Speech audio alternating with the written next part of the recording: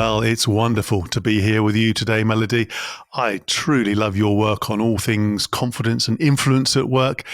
You collate such important research, your own experience, and you make it so vivid and so real on a topic that's often sometimes simplified or exaggerated. So I take my hat off to you. Today, we're going to talk about, of course, managing up at work, the title of your book. Why it matters, how to do it with aplomb, how to not overdo it. And it's such an important topic, isn't it? Because we all have bosses, even those who we work for ourselves, perhaps a wife, a husband, a family member. But even if you're a graduate, you're a CEO, everyone has a boss. So it's such an important topic. You call out 10 critical conversations in your book. We're going to delve into some of those. But before we do, welcome to the show. Thank you so much for having me. I'm honored. I'm thrilled to be here with you. Fantastic. That's very kind. So I'm not your boss, but that's very kind. You can carry on in that vein. So, I mean, if you ask somebody a question, you need to manage upwards well, manage your boss, you sort of think, well, of course you do. But I was reflecting as I was preparing for this podcast, thinking, God, in a 25-year career in a consultancy, I didn't do it that well. And I was reflecting on why. And I don't want this to be about my personal experience, although I might throw in a few anecdotes from time to time. From your research and more considerable experience, even though we know it intuitively, what stops us doing it at all or doing it well? Yeah, I think there's a few key reasons to this. And first and foremost, especially with the clients I work with, it comes down to a level of confidence. And is it my place to manage up? I'm my boss's subordinate. Shouldn't my boss be telling me what to do? It's not my place as the person with lower authority to say what I want. I'm here to take orders. And so I think there's a misunderstanding or maybe even some outdated beliefs around how power can and should work in the workplace. I think there's also generational differences here. When I talk to people that are, a little bit older, I'm an elder millennial, but if I talk to people who are around my generation or Gen X, there's this belief that, I should know my place. I should keep my head down. I do good work, and that should be enough. Yeah. And that managing up is also there's a negative connotation associated with it, that if I'm managing up, I'm sucking up. I'm becoming a brown noser. I know my boss's coffee order and I'm a yes person for them. And that's not at all. Yeah, that's not at all the brand of managing up we're talking about in the book. We can get into that. And then, and I apologize if I offend any of the Gen Zers in the audience. But what I've also found is that among younger generations, Gen Z and, the ones that are growing up with TikTok and Reels now, there's almost this implicit expectation that my boss should care about my goals and my boss should care about my well-being. And if they don't, then they're toxic and they're being a difficult boss. And there is a little bit of entitlement or maybe just misunderstanding or lack of understanding around the pressures, the priorities that leadership has, because they're not always transparent to us, especially now for younger workers. If they are working remotely, they don't always get to see all of the different demands that their boss is under that may make it more challenging for them to just flat out always champion and support them. Oh, gosh, I wish I'd had this conversation years ago. I mean, even as an experienced partner, I think I fell into that camp, which was, it's pretty obvious what I do. You see me all the time. Surely you know what impact I have. And then you get to the conversation at the end of the year or half year or whatever specific conversation. And it's like, what, you don't know? It's a surprise, a disappointment, and so forth. So imagine you are in a scenario where you're listening to this podcast, you read your brilliant book, and you thought, okay, well, I've probably done it a little bit sporadically, not particularly well. But whether it's your birthday, the start of the new year, a new role, whatever this particular trigger is, how could you start well? Yeah. Well, I'm going to start with the first of the 10 conversations in the book, which is the alignment conversation. And I start with that one because it is the most fundamental. And in some ways, it's the lowest stakes one to have. And so that's why it's number one. And then the other conversations build on that and gradually become more specific and advanced as you go along. And so the alignment conversation is really all about getting inside your boss's head, understanding what are their priorities, pressures, goals, even the ones that they may not be explicitly articulating to you, and not to do it not to do it because you want to just be a suck up and just, fall in line, but because you want to make sure you are spending your time on the work that matters. Yes. And you are ensuring your own advancement, job security, that not only what matters to your boss, but what matters to their boss, your skip level, senior leadership, so that you have your finger on that pulse. Because I tell this story at the beginning of the book that I was laid off, I think largely when I reflect back on it, because I didn't have the alignment conversation. Right. I was working on sort of this tertiary project to all of my leadership's core products. And I was cut from the team because I wasn't aligned with where the rest of the organization was going. Right. And so the alignment conversation, why I say it's lower stakes, is because it's really about listening, observing, and asking great questions, actually. And this is one anyone can start with, because it doesn't require you to sit down and say, okay, we're in Q1 of the year, let's align. It does not have to be that explicit. It can be dropping in some questions into your one-on-one about, okay, we're in Q1 now. If we flash forward to, let's just say, the end of Q1 or even the end of Q2, what does success look like for you at that point? Paint a picture for me. I want to understand what we've accomplished, what's in flight by then. And then your boss can walk you through that. And you so can it's actually talking about the business, isn't it? As opposed to going directly into what can be an uncomfortable personal conversation. They're actually talking about what you want the team to become, what you want the organization to become, or what the focus is, right? That's right. And it's less emotionally charged, because you're not coming in and saying, well, this is what I want to work on. And if I don't get to work on this, I'm not going to be satisfied and fulfilled here. You're trying to understand and get the lay of the land so that you can mesh what your desires are with the business outcomes, as you were saying, and make those two things play together, or see where they don't. And that's going to be important information too. Imagine you have a boss who's out and about all the time, whether it's with customers or doing other things, but just not very approachable, maybe in terms of style terms, just not around, or frankly, so immersed in the day-to-day activities, hitting the numbers of a day-to-day activity that actually you don't sense they have that much interest or availability for a conversation like that. How do you best grab their attention? Yeah. And this, we're progressing through the conversations now. So we've talked a little bit about... I'm doing it smoothly and a segue right. for you, as if I'm your agent. No, carry on. I'm being cheeky. That's right. And so we start with alignment, understanding what the priorities, pressures, demands are. And then we have to talk about the styles conversation. And this is exactly what you're talking about, that some of us may be more... people relationship oriented. Some of us may be more task outcome goal oriented. And what I find is that when people say, my boss is difficult, my boss just doesn't listen to me, my boss is never around, that much of the time, I'm not saying always, there are truly toxic situations. And yes, bosses can ghost. We can talk about that specifically. But a lot of the time, this comes down to you have one style and orientation, and they have a different one. So you may be someone who is much more people relationship oriented. You want more mentorship. You expect that in your one-on-ones, your bosses, or you hope that in your one-on-ones, your boss is going to give you more coaching and support and brainstorming, when in fact, your boss is like, okay, where's X, Y, and Z at? Very good. All right, I'll see you next week. They're out and about because they trust you're just there getting work done. Yes. And so why having this styles conversation is so important is because it can shortcut a lot of your overthinking and frustration around your boss's behavior. Not saying it's okay, but it can help calibrate your reaction to it.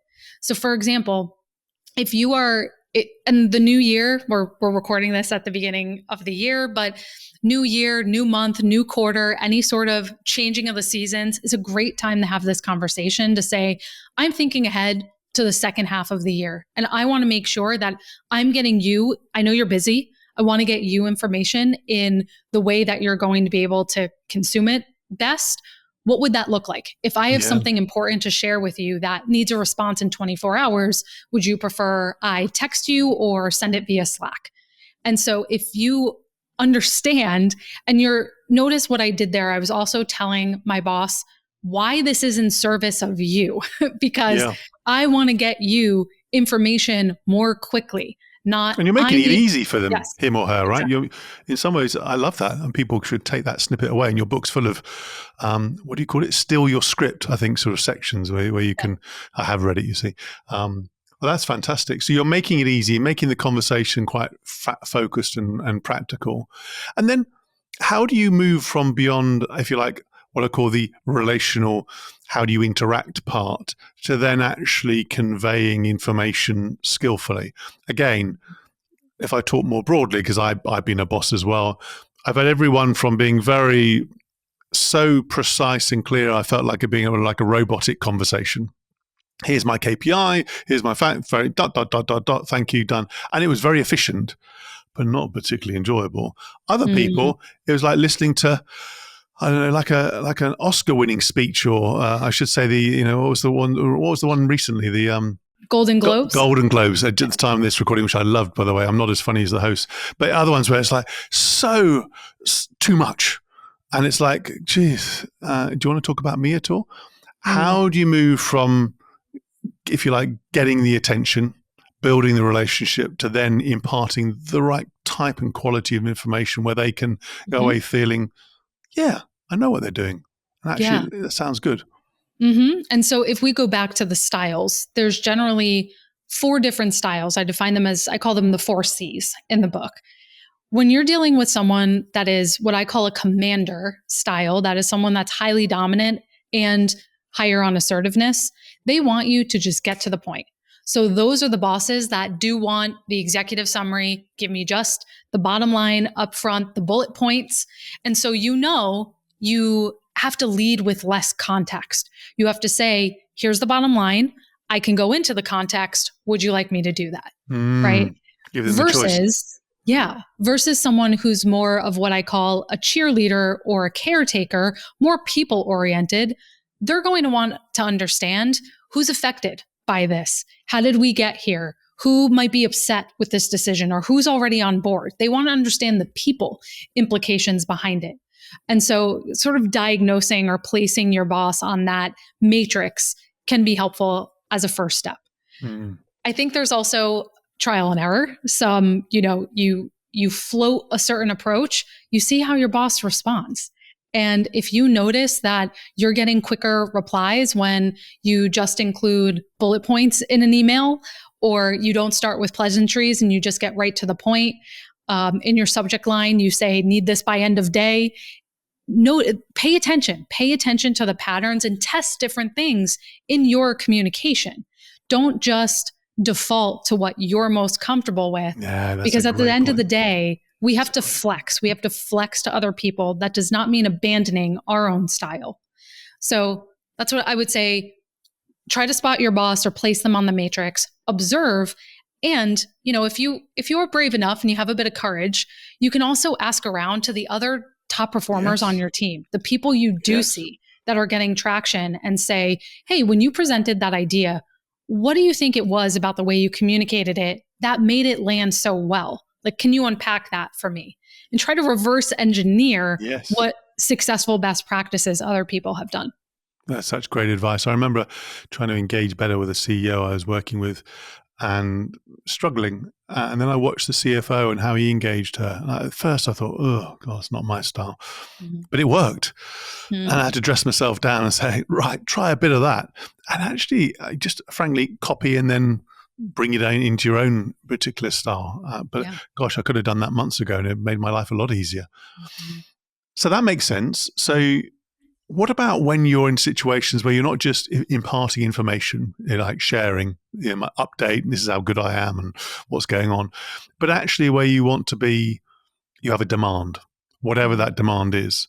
It could be changing conditions, a new project, an issue you want to raise, but you have an ask.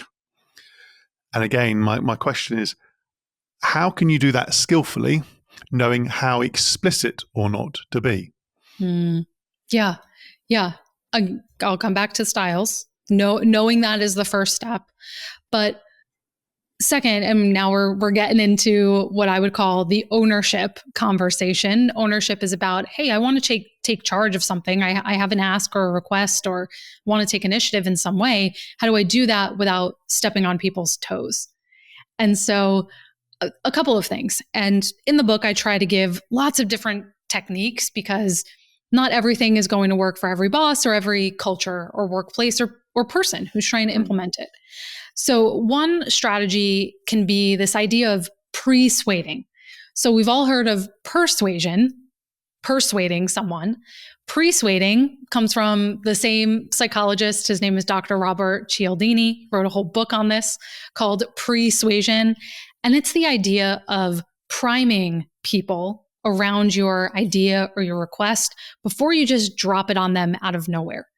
Because as humans, we get defensive when something seems like an unpleasant surprise or we weren't prepared for it and we need time to process, so we just put up our defenses.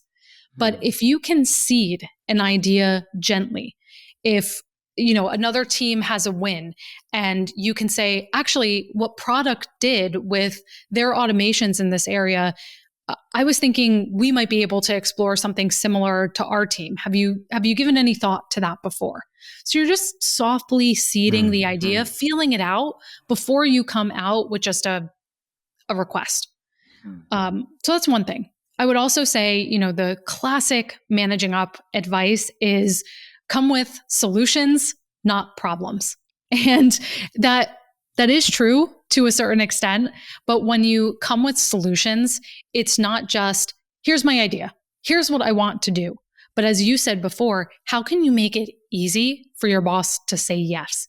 So how can you come and say, actually, I've sketched out an initial roadmap for this, and we can spend 30 minutes looking at it. And if it looks good, I can move ahead with this, or I can incorporate your feedback. So take some of the cognitive load off of them. Also show them you are thinking at a higher level. You're thinking more like a leader. They're going to respect that rather than you just dumping a problem or an idea in their lap that they're going to have 1,000 questions about. Well, have you thought through this? What about that? They want to know you've done that thinking. And then you can also mitigate the sense of risk your manager feels about a request or a new idea with either something that's called the foot in the door technique or the door in the face technique. So let me just go through those quickly. So foot in the door comes from, old school salesman days when salesmen would go door to door and they would get their foot, literally put their foot in the door to say, okay, instead of buying 100 encyclopedias, how about we just give you this one test, this one sample encyclopedia, see if you like it. And so foot in the door is, can you make a small request? Can you suggest a pilot or revisiting this after a month or a phased rollout of something? Can you make it small to mitigate the sense of risk? And then door in the face is kind of the opposite. It's when you make a bigger request that is likely you're going to get shut down, and then make a smaller request. So you may say, I would love to roll this out to the entire team. Well, no, we can't do that. That's not possible. All right, what if we try this smaller piece of it? So all of those are different things you can try. Oh, I love that. I love the sort of, I guess, preloading, pre-testing, giving people a choice rather than, again, I remember a number of meetings which I could have helped improve. Where literally I had no idea what it was really about. And they came and just dumped on something on me. And frankly, after a few minutes, I was okay with it. But the initial shock factor turned me off, whereas actually the prep could have been a lot better.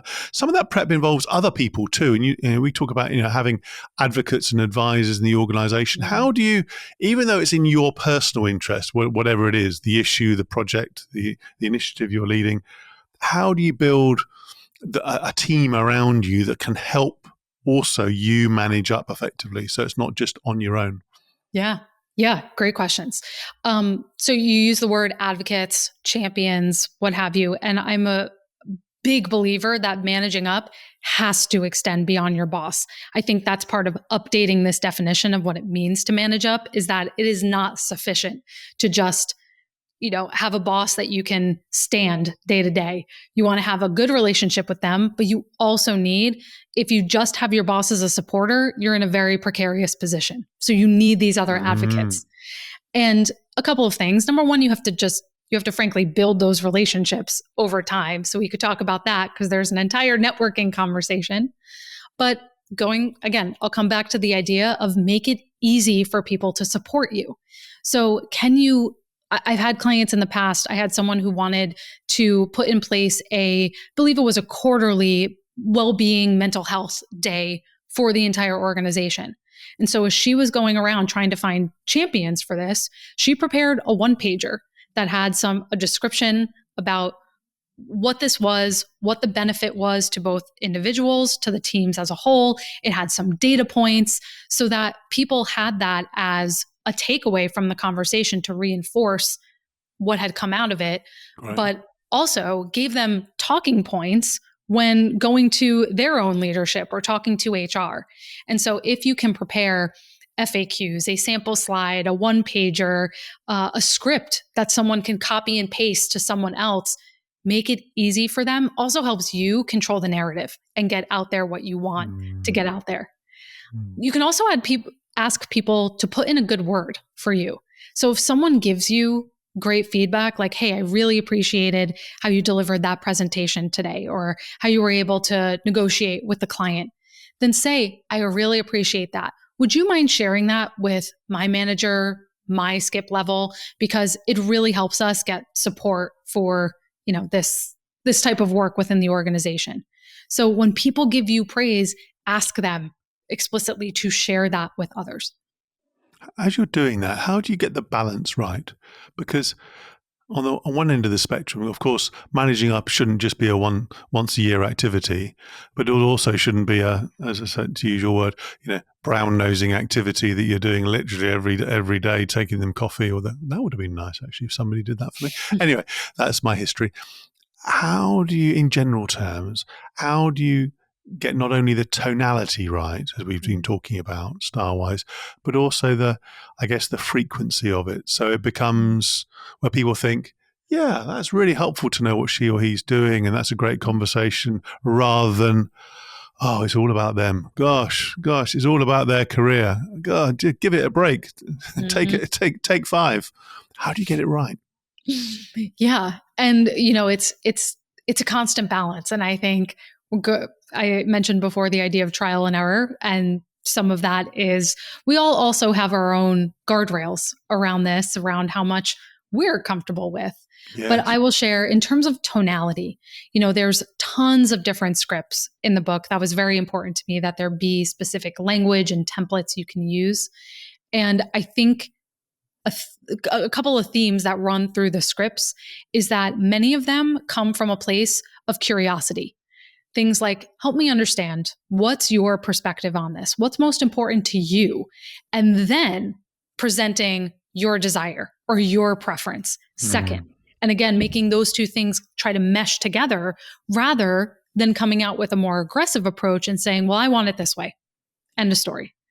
And so asking questions coming from a place of curiosity, trying to enter the other person's experience, and then providing yours. I think another thing is also this emphasis on what's in it for them. And so coming from a perspective, like a overarching concept is in the book is looking for triple wins, something that is a win to your manager, to Yes. you, and the organization as a whole. And in the language, that comes out in using more cooperative language like we, us, versus just I. And I can talk about a specific tool for that in a moment. But also, if you are needing to set a boundary, for example, like you have to push back on extra work, which happens all the time for all of us, saying, if I am able to prioritize X, it means that I'm going to get that turned around faster for the team, and we'll get this to the client in advance of the deadline. If I have to do both X and Y, it could risk us being behind on that. And I think we can both agree that's not a look we want for this new account. And so again, that what's in it for me, it's not just, I don't want to do this for my own sake. It's collectively, why is this in both of our best interests? Yeah. Say more about that tool that you mentioned. Yeah.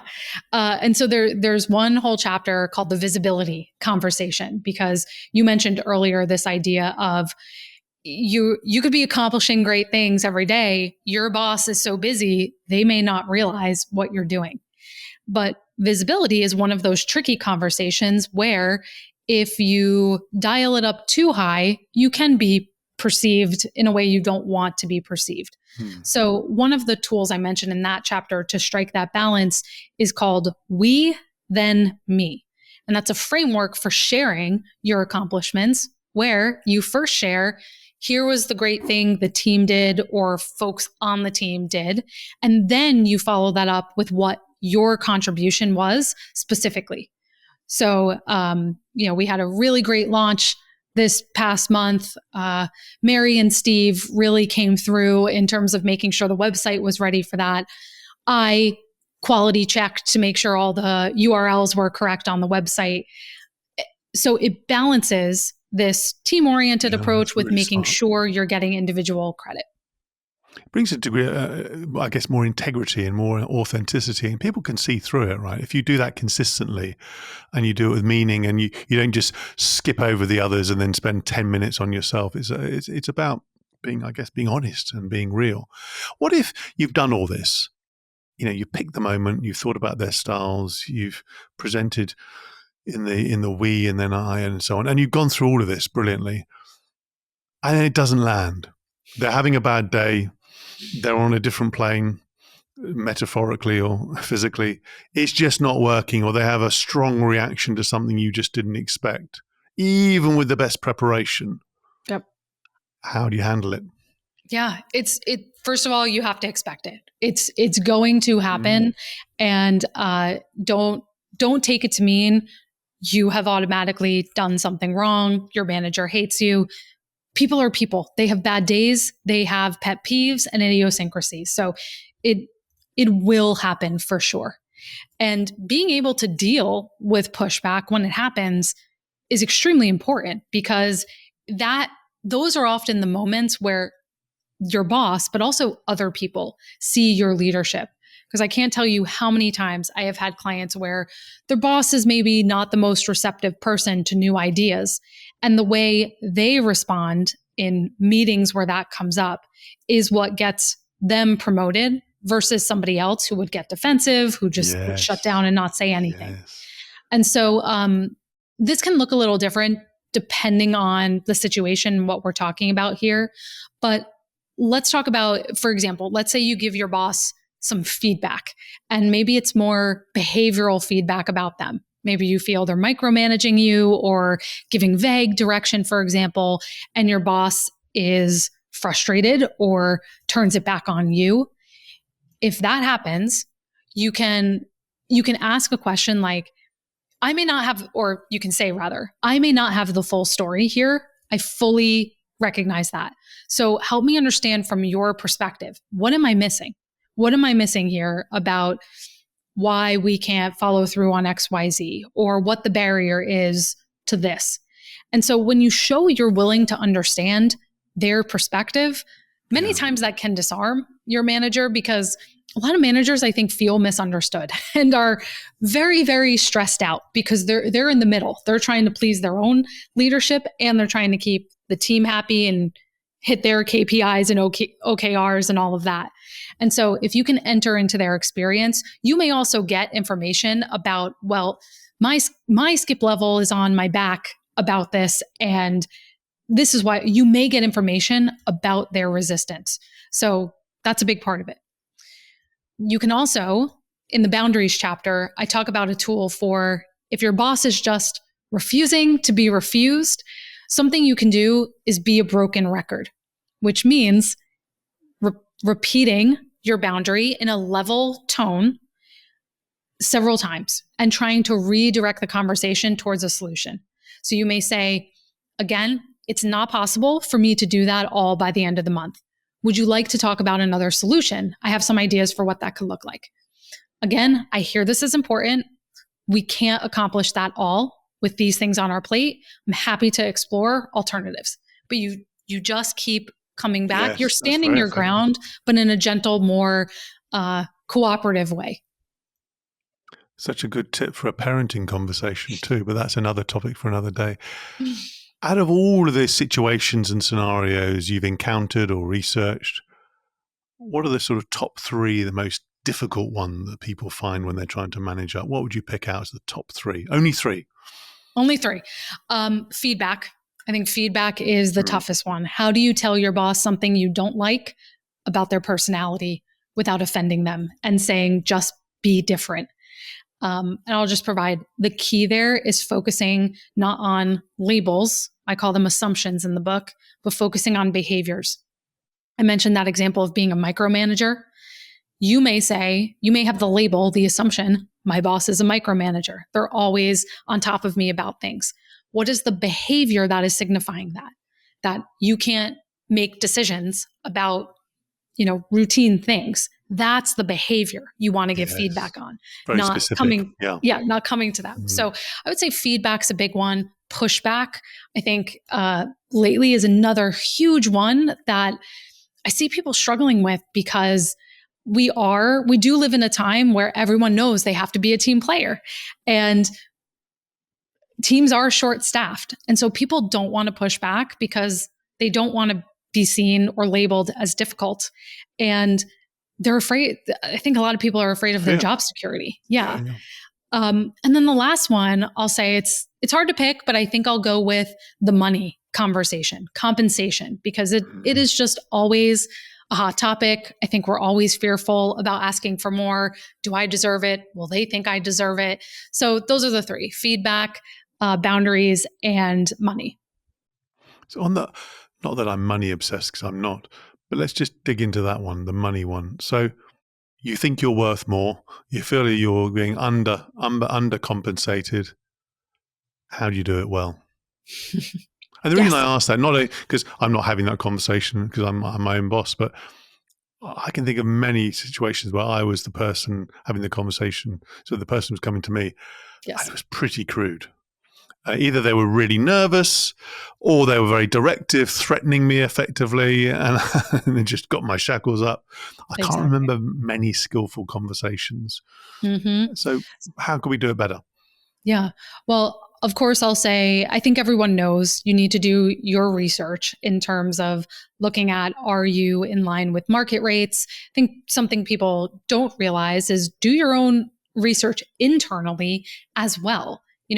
Ask HR about the salary bands and the leveling within your organization and where you sit in that, because there may be room. It's much easier for a manager to promote you or move you within a certain band or level than it is to move you to a completely different one. Sure. So that's a very important bit of information you need. But I think the important part is to make a business case. Of course, you need to say, why? Why are you deserving of this extra compensation? Where people go wrong with this is they overly focus on what they've already done. There's a lot of talk about come to your boss with your accomplishments documented. Yes. And you also need to make a case for the future ROI you're going to provide. And that's what people miss.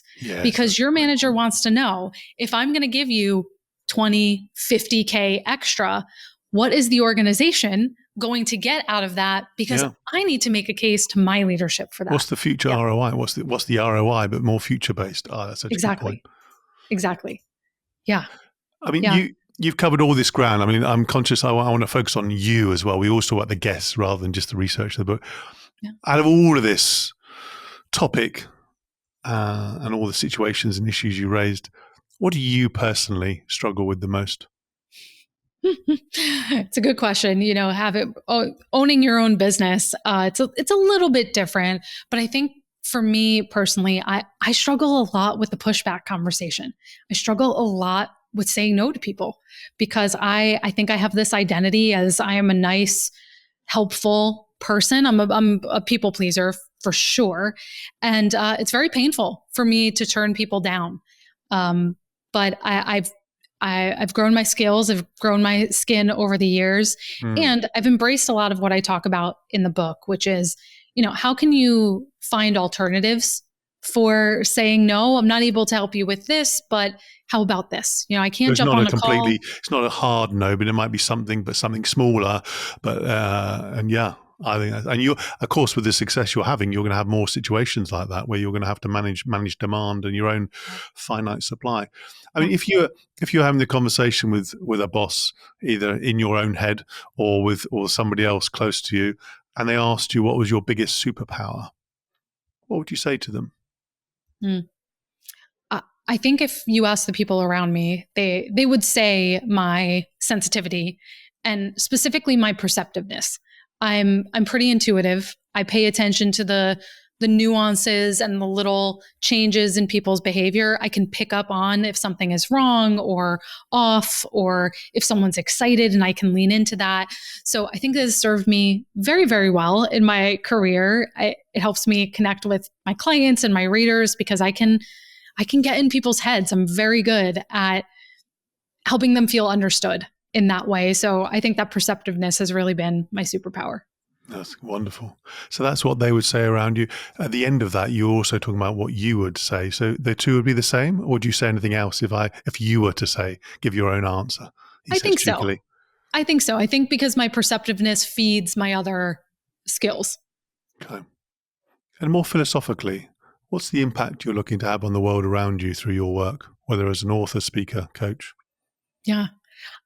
I thought about this a lot with writing this new book because my first book was called Trust Yourself. And now I'm writing a book called Managing Up.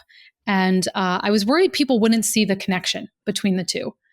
But I think the through line for both of them, and of course, the through line in both of them is me. And so, what's been important about it for me and my mission is really helping people realize you have more personal power and control than you think. And you teach people how to treat you. That's a lesson I've had to learn over and over and over. It's a core part to this book that, the way you regard yourself then influences how people respond to you. And that is within your control. And that's a much, much more empowering place to be. God, so much wisdom. Wow, wow, wow, wow. God, I'm just letting that sit with You're making myself. me blush. And when you're having your best day at a more practical level, maybe today, um, what fuels you? What mindsets and practices help you have your absolutely best, highest performing day? Hmm. Such a great question. I'm gonna meditate on this one later too. I have to start the day with some sort of movement. If I have to get my blood flowing, or else I just feel stagnant. And I this may go against productivity advice, but I am the type of person that I am at my best and I can think most deeply when my other decks are cleared.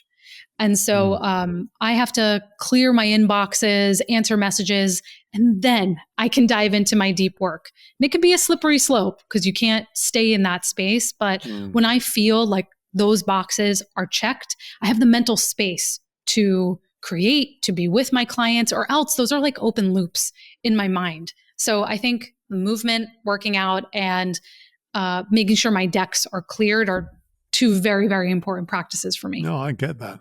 You have to work out what's worked good for you. If I read one of those blogs where it tells me I have to get up at 3 a.m. every day and so on, it's like, good for them. Yeah. I'm not. Well, I do actually with my son, but that's a different topic. I've loved this conversation, Melody. The book is brilliant. It's incisive. It's real. This conversation has been packed, as I said, full of so much wisdom. And you called out some myths along the way, and you've given us some practical tips that I know listeners and viewers will be scribbling away, and I hope using in their next conversation immediately. Where can we find out more about you and your brilliant work online? Yeah, you can get the book at managingup.com. You can, at the time we're recording this, it's still available for pre-order. We're giving away lots of bonuses. So you can find all the information there or get it wherever books are sold. And you can find me on LinkedIn. You can just search Melody Wilding. Wonderful. I've loved this conversation. That was another edition of Lancefield on the Line. I do hope you enjoyed this episode as much as I did. Please do check out the other brilliant episodes in the series. Sign up to the YouTube channel, to the podcast. Give us a 5-star rating if you're feeling particularly generous. And Melody, thank you ever so much again. Thank you.